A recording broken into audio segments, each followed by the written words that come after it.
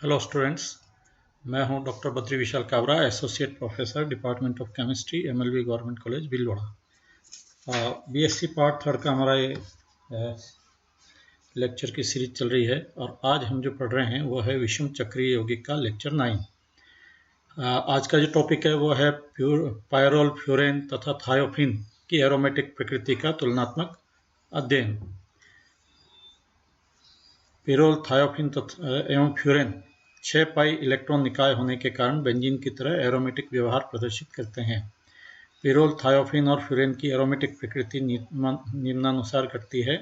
Thiophene सबसे ज़्यादा aromatic है, उससे कम पायरोल और उससे कम फ्यूरेन। इन यौगिकों की बेंजीन की तुलना में सक्रियता निम्न प्रकार से होती है। पायरोल सबसे अधिक है, फिर फ्यूरेन और फिर थायोफिन और बेंजीन। जो सक्रियता है उनकी वो इस तरह से होगी। और थायोफिन में एरोमेटिक गुण सबसे अधिक होता है, यह अधिक स्थायी एवं कम क्रियाशील है, जबकि फ्यूरेन सबसे कम एरोमेटिक और पायरोल से कम क्रियाशील होता है। फ्यूरेन की क्रियाशीलता पायरोल से कम इसलिए है कि फ्यूरेन में ऑक्सीजन परमाणु की विद्युत ऋणता पायरोल में नाइट्रोजन परमाणु की विद्युत ऋणता से अधिक है। अतः ऑक्सीजन परमाणु में धनावेश धारण करने की क्षमता नाइट्रोजन परमाणु की अपेक्षा कम है, जिससे यह वलय को इलेक्ट्रॉन युग्म n परमाणु की कम क्षमता प्रदान करता है।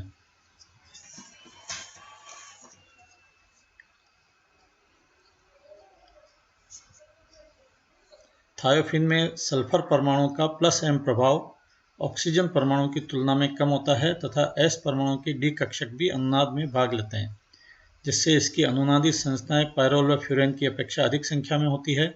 इसी कारण इसकी क्रियाशीलता सबसे कम और स्थायित्व सबसे अधिक होता है। इसके पक्ष में निम्न प्रमाण है। थायोफिन की अनुनाद ऊर्जा का मान अधिकतम होता है, क्योंकि इसमें सल्फर की डी कक्षकों का भी अनुनाद में योगदान होता है। इनकी जो अनुनाद ऊर्जाएं हैं वो इस क्रम में है। थायोफिन 117 किलो जूल प्रति मोल, पायरोल 87 किलो जूल प्रति मोल और फ्यूरेन सबसे कम 71.1 किलो जूल प्रति मोल।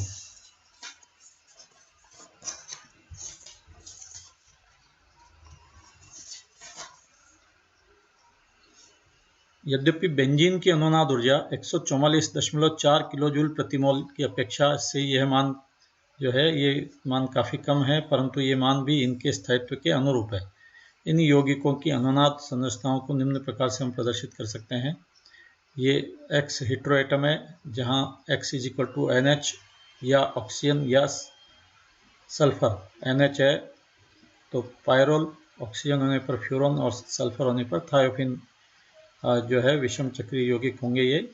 और यहाँ इस X पर एक लोन पेयर या 2 लोन पेयर ऑफ इलेक्ट्रॉन होते हैं, जैसा कि हमने अभी अध्ययन में देखा था, और 2 पाई बॉन्ड है। ये 6 पाई इलेक्ट्रॉन का रूप ले लेते हैं और एक एरोमेटिक सेक्सटेट बनती है, जिसको कि हम मॉलिक्यूलर ऑर्बिटल थ्योरी में देखते हैं। लेकिन यहाँ हम जो बात कर रहे हैं वैलेंस बॉन्ड थ्योरी के अनुरूप कर रहे हैं, जिसमें कि हम अनुनादी संरचनाओं का अध्ययन और स्थायित्व पढ़ते हैं। यहाँ से देखिए, ये इलेक्ट्रॉन पेयर यहाँ गया तो यहाँ एक पॉजिटिव चार्ज आ गया है, और यहाँ इस तीसरे पोजीशन 3 पर नेगेटिव चार्ज आ गया। एक लोन पेयर इलेक्ट्रॉन यहाँ आ गया। ये इलेक्ट्रॉन पेयर यहाँ तीसरे और चौथे कार्बन के बीच में शिफ्ट हो, तो ये चौथे और पांचवें कार्बन के बीच में जो पाई बंद है वो पांचवें कार्बन पर शिफ्ट होकर के नेगेटिव चार्ज यहाँ आ जाता है, और X पर positive charge as it is है। अगली संरचना बनाने के लिए हम वापस पांचवें कार्बन पर जो इलेक्ट्रॉन पेयर है इसको यहाँ शिफ्ट कर देते हैं। हेटेरोएटम और पांचवें कार्बन के बीच में डबल बॉन्ड प्लस हेटेरोएटम पर positive charge as it is है, और हमारा जो नेगेटिव चार्ज है वो सेकंड कार्बन पर होगा यहाँ। और इस तरह से ये वापस पुनः संरचनाएं इस तरह से बनती रहेगी। ये 5 अनुनादी संरचनाएं यहाँ आती हैं। प्रत्येक कार्बन परमाणु एवं परमाणु X यानी हेटेरो परमाणु sp2 संकृत अवस्था में होता है। यह एक समतलीय वलय संरचना होती है। इसमें 6 पाई इलेक्ट्रॉन, जिसमें से 4 प्रत्येक कार्बन परमाणु से एवं एक युग्म विषम परमाणु X से है। वलय के ऊपर तथा नीचे अस्थानीकृत या विस्थानीकृत अवस्था में उपस्थित होते हैं। इसी कारण से ये यौगिक योगात्मक अभिक्रिया तो बहुत कठिनाई से देते हैं, परंतु इलेक्ट्रॉन स्नेही प्रतिस्थापन अभिक्रियाएं सुगमता से देते हैं।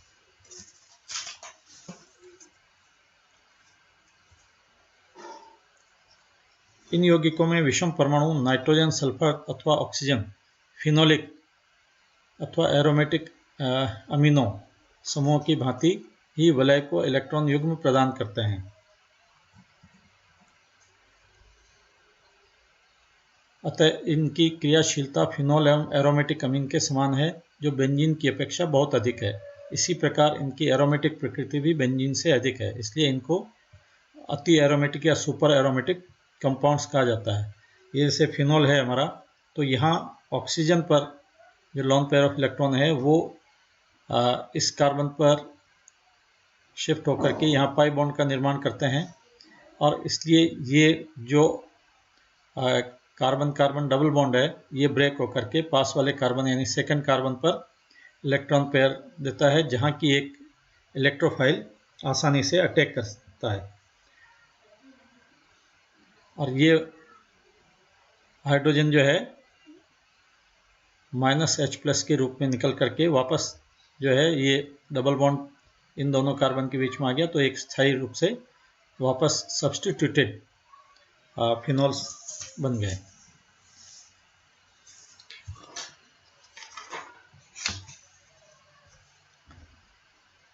इसी तरह से हम एनिलीन की बात करें तो एनिलीन में भी ये जो लॉन्ग पेयर ऑफ इलेक्ट्रॉन है ये यहाँ शिफ्ट हो गया, तो ये इजीनेस हो गई किसमें कि ये जो इलेक्ट्रॉन ये पाई इलेक्ट्रॉन बॉन्ड है, पाई बॉन्ड है, इसका इलेक्ट्रॉन पेयर यहाँ इस कार्बन पर शिफ्ट हो गया और यहाँ इलेक्ट्रोफाइल का अटैक आसान हो गया, और यहाँ हमारे को ऑर्थो पोजीशन पर इलेक्ट्रोफाइल सब्स्टिट्यूट हो गया है।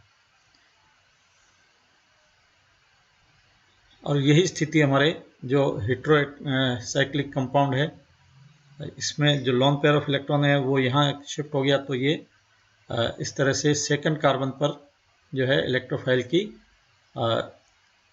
अटैक की संभावनाएं ज़्यादा हो गई, और यानी इलेक्ट्रोफिलिक सब्स्टिट्यूशन रिएक्शन आसानी से हो जाती है। मेलेक एनहाइड्राइड की अभिक्रिया पर फ्यूरेन सामान्य डाइइन के समान व्यवहार करता है।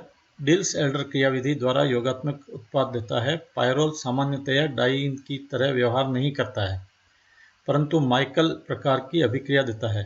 थायोफिन मेलेक एनहाइड्राइड के साथ कोई अभिक्रिया नहीं करता, यानी तीनों जो हैं इनकी योगात्मक अभिक्रियाओं की बातचीत हमने की है कि थायोफिन ज़्यादा एरोमेटिक है, इसलिए ये इसका एडिशन रिएक्शन देता ही नहीं है। ये पायरोल और फ्यूरेन को आसानी से मंद अपचायकों के द्वारा अपचेत किया जा सकता है। थायोफिन का हाइड्रोजनीकरण कठिनाई से होता है, यानी एडिशन रिएक्शन जो है वो थायोफिन कठिनाई से देता है, जबकि पायरोल और फ्यूरेन जो है वो आसानी से देते हैं, खास तौर से हाइड्रोजन का एडिशन जिसको हम अपचयन कहते हैं। जलीय खनिज अम्लों के साथ क्रिया करने पर फ्यूरेन शीघ्रता से बहुलकीकृत हो जाता है। पायरोल लवण निर्माण करता है और बाद में बहुलकीकृत होता है, जबकि थायोफिन इस प्रकार की कोई अभिक्रिया नहीं करता है।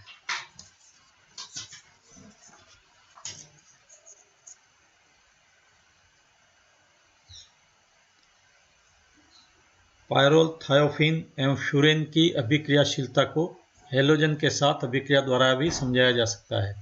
फ्यूरेन का हेलोजनीकरण तीव्र होता है क्योंकि इसमें हेलोजन अम्लों का निर्माण होता है, अतः फ्यूरेन का हेलोजनीकरण परोक्ष रूप से किया जाता है।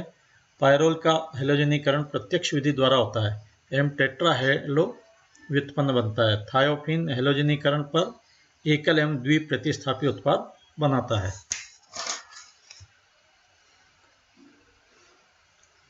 अगला बिंदु हमारा विषम चक्रीय विलय की बेंजीन की तुलना में अधिक क्रियाशीलता को युग्मन अभिक्रिया द्वारा भी समझाया जा सकता है। बेंजीन में एक बार युग्मन होता है, जबकि यहाँ 2 बार युग्मन हो जाता है। देखिए ये हमारा हेटेरो साइक्लिक कंपाउंड है, इसकी ArN2X के साथ दुर्बल अम्ल की इसमें अभिक्रिया करवाएं तो युग्मन होगा, और 2 पोजीशन पर N2Ar डायज़ो एरिल ग्रुप आ जाएगा। अब वापस हम इसकी अभिक्रिया करवाएं ArN2X, और अब लेते हैं हम दुर्बल अम्ल के बजाय क्षारीय माध्यम, तो ये 5 पोजीशन पर N2Ar यानी डायएजो एरिल ग्रुप आ जाता है। आज का लेक्चर यहीं तक। अगला लेक्चर हमारा होगा पिनोलिन